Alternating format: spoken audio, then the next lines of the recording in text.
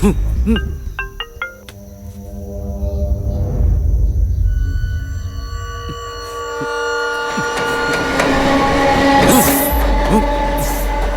కత్తి తీయాల్సిన అవసరం లేదు.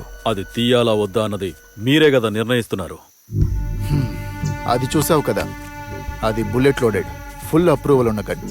నువ్వు నన్ను చంపడానికి వచ్చావని తెలిసి నిన్ను షూట్ చేయొచ్చు తెలుసా? అలా చేయండి సార్. రోజు ఇలా చచ్చి బతకడం కన్నా అదే బెటర్గా ఉంటుంది.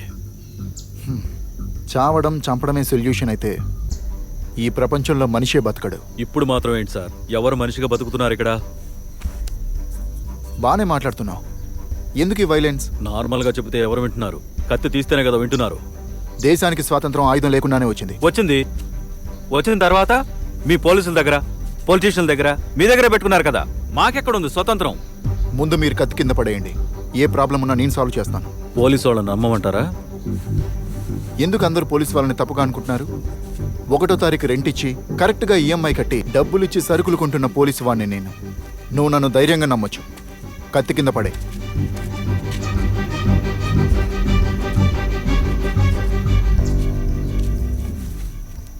అనిత బాగా చదువుతుందంట. అమ్మ కూడా లేదు. ఆమెకి అండగా ఉండాల్సిన నాన్న ఇలా కత్తి పట్టుకుని జైలుకు వెళ్తే అనితని ఎవరు చూసుకుంటారు?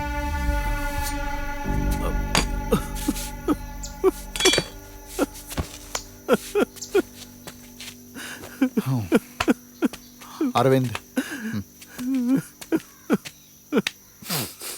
నాకు జీవిత మార్గమైన ఆటోని ఏవో దొంగ లెక్కలు చెప్పి తీసుకెళ్ళిపోయారు సార్.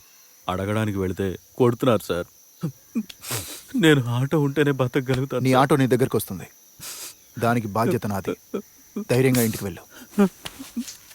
అరవింద్ సార్, రిపోర్ట్ ఏమీ ఫైల్ చేయొద్దు. Yes sir. నేను మాట్లాడని చెప్పి ఫైనలైజ్ చేయండి. Okay sir. చెప్పండి. ఏ ఏరియా? సరే, నేను వస్తున్నా.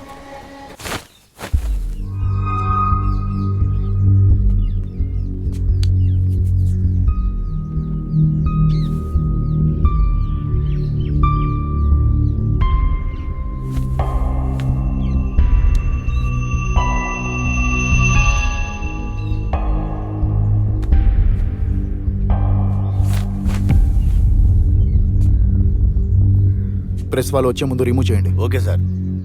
మర్చిపోకుండా బ్లడ్ శాంపిల్స్ తీసుకోండి. లాస్ట్ టైం కూడా ఎక్కడో చచ్చిన వాళ్ళని తీసుకొచ్చి ఇక్కడ పెట్టారని పీపీ చెప్పాడు. ఏ టైంకి? 2 o'clock sir. Reporting time 3:15 sir. Disbursal time 4 అని రాసుకోండి. Right sir.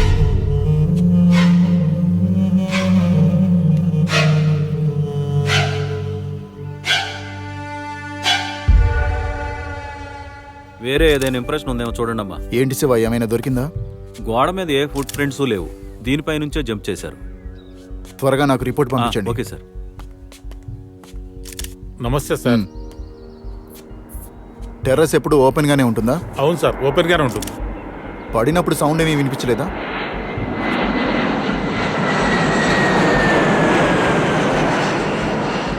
వినిపించలేదు సార్. ఇంత పెద్ద అపార్ట్మెంట్ లో సీసీటీవీ ఏం లేదా? మెయింటెనెన్స్ ఎవరు కట్టడం లేదు సార్. జీతం తీసుకునే చాలా రోజులైంది. ఇంకెక్కడ సార్ సీసీటీవీ? ఎస్ సార్, మన సరౌండింగ్సే sir. Lady sir, fall from height sir. చేస్తున్నాను సార్. ఎంక్వైరీ అయ్యాక ఫోన్ చేస్తాను. Thank you sir. ఇతని దగ్గర ఇన్ఫర్మేషన్ తీసుకొని నైట్ లోపల నా టేబుల్ మీద పెట్టారు. సరే సార్. మీ పేరేంటి? మురళీధర్. హస్బెండ్కి ఇన్ఫార్మ్ చేశాం సార్. అతను వస్తున్నాడు సార్. పాపం వాళ్ళకి పిల్లలు లేరు. పెళ్ళై ఎన్నేళ్ళు అయి ఉంటుంది? అది మాకు తెలియదు సార్. 8 ఏళ్ళు. మొన్నే కదా 8వ ఏడు సెలబ్రేట్ చేశారు. వాళ్ళిద్దరి మధ్య రిలేషన్షిప్ ఎలా ఉండేది? బాగానే ఉండేవాళ్ళండి. ఏం బాగుండడమో ఏంటో. నిన్న రాత్రి కూడా పెద్ద గొడవ అయింది. కేకలు కూడా వేసుకున్నారు. ఎప్పుడు చూసినా ఫోన్ ఫోన్ అని దాంట్లోనే ఉంటుంది. అతను తిడుతూనే ఉంటాడు. తను వాట్సాప్ లో ఒకే ఒక గ్రూప్ లో ఉండింది సార్. ఆ గ్రూప్ పేరు రాహుకాల పూజ. Sir, age 28, marriage above 7 years, పిల్లలు ఎవరూ లేరు. నైట్ హస్బెండ్ అండ్ వైఫ్ మధ్య గొడవ జరిగింది. చెప్పు. మోటివ్ తెలియట్లేదు సార్. డెత్ నోట్ ఏం లేదు, కానీ మొబైల్ మిస్ అయింది. లాస్ట్ అవర్ మాత్రం ఇక్కడే చూపిస్తుంది. సరే, హాస్పిటల్కి వెళ్ళిన తర్వాత పోస్ట్ మార్టం రిపోర్ట్ షేర్ చేయండి. Sir, evening public welfare meeting ఉంది. ముందా పంచుడు వెళ్ళలేదంటే కమిషనర్ గారు కోపడతారు. హాస్పిటల్కి ఎస్ఐని పంపించు. Okay sir. నార్మల్గా జనాలు పోలీస్ స్టేషన్లో అడుగుపెట్టలేదని గర్వంగా చెప్పుకుంటారు. పోలీస్ స్టేషన్ ఏమీ అడుగుపెట్టలేనంత బ్యాడ్ ప్లేస్ ఏమీ కాదు. మీరు మా దగ్గరికి రావడానికి ఆలోచించడం వల్లే మేము మీ దగ్గరికి ఇప్పుడు వచ్చాం. 1,50,000 మంది ఉన్న ఒక ఏరియాలో ఒక పోలీస్ స్టేషన్లో ఒక ఇన్స్పెక్టర్, 4 ఎస్ఐలు, రైటరు, హెడ్ కానిస్టేబుల్స్ అని 40 నుంచి 50 మంది దాకా ఉంటారు. దీంట్లో నేరం జరగకుండా ఉండాలంటే పోలీస్ కన్నా పబ్లిక్ అవేర్నెస్ చాలా ఇంపార్టెంట్.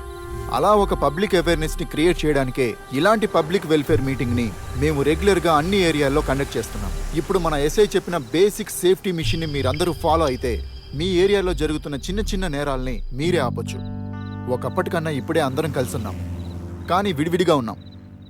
ఆ కాలంలో పక్కింట్లో ఎవరున్నా కూడా తెలిసిపోయేది. కానీ ఇప్పుడు మన ఇంట్లోనే మన పక్కనే ఎవరున్నారో కూడా తెలియకుండా అందరం మొబైల్ ఫోన్లో మునిగిపోయాం. అదిగోండి ఆ అమ్మాయిలాగా. నేను వింటూనే ఉన్నాను sir.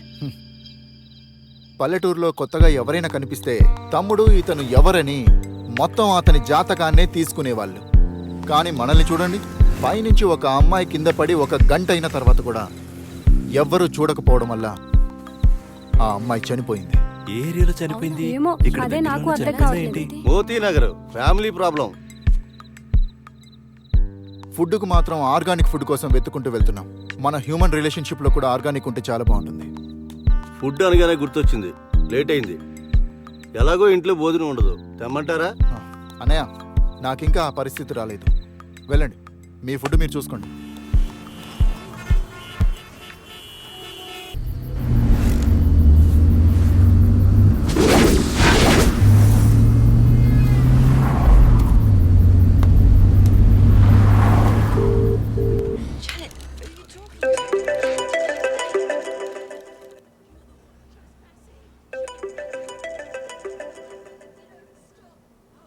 The number you have called is not reachable.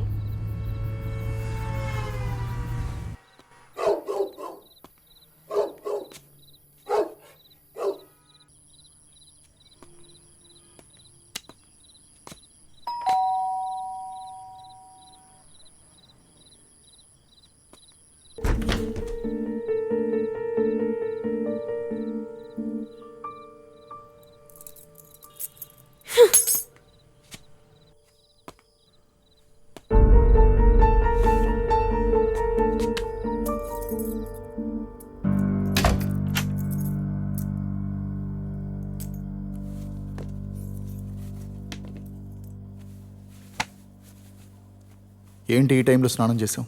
నా మొగుడితో ఔటింగ్ వెళ్ళొచ్చాను కదా, ఆ టైడ్, అందుకే స్నానం చేశాను. ఒక సూసైడ్ కేస్.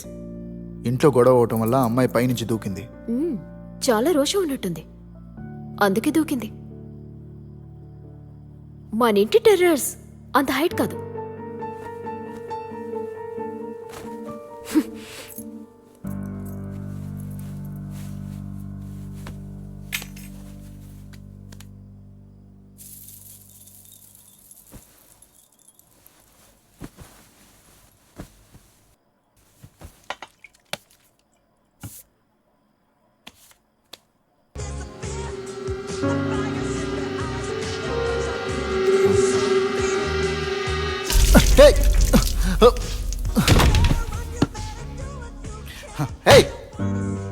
పొద్దుటి నుంచి మనిషి 100 టెన్షన్లో ఉంటే తీరిగా కూర్చొని సీరియల్స్ చూస్తున్నావా?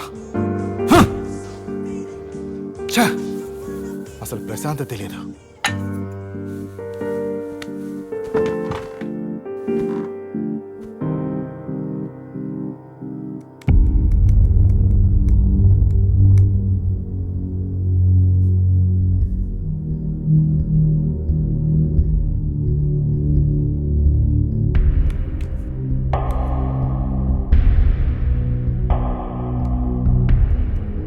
అరవింద్, అటాప్సీ రిపోర్ట్ వచ్చిందా?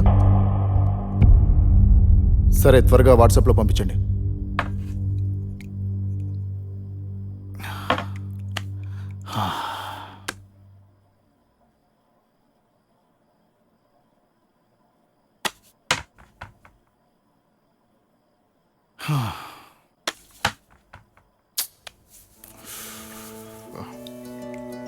ఏంట్రా శుద్ధ వేస్ట్.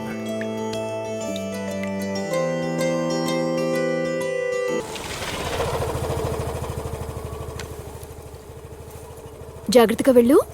బాయ్ అమ్మా. Bye bye.